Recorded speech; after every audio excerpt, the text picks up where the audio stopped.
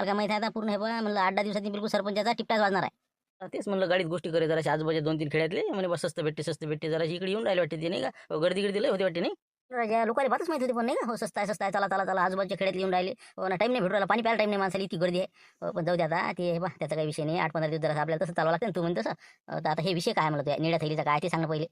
त्याच्यासाठी बोलावलं ना मामा लुटरे गावात आला म्हणते काहीतरी एकासाठी देवताच्या घरी बसेल आहे आता काही लोक जमा होऊन राहिले तर माझ्या घरची बाई तिथे गेली तर ते थैली दिसली म्हणते आपली जी आहे ते हिनं 100% वैयक्तिक काऊन की हिनं शिवलेली थैली आहे ते तर ते थैली मारतेला म्या दिल्यावर त्या लुटेरीजवळ जाऊन कशी काय पोहोचली याचं आपल्याला आता खाळानिवाळा करणं आहे आणि आपले 6.5 लाख रुपये वसूल करणं आहे. मग कसं करता काय मग सांगा तुम्ही सांगा आम्हाला काय करायचं तर. बस त्याच्यासाठी आपला एक प्लॅन आहे की आपण कसं तिथं काही जास्त दांगडो करायचा नाही पहिले त्या मामा लुटरेले एकटेच नाही आणायचा इकडे आपल्या घरी आणतो त्याला म्हणतो आपल्या डिवाइस बसवायचा आहे आपल्या घरात आणलं की त्याला अंदरे कोणतो आणि मग त्याला म्हणतो की सांग तू थैली आणली कुठून तू मग करतो मी दांगडो सगळा सरे लोक जमा करतो आणि मग जे काय होईल ते होईल. असं अटकवतो त्याला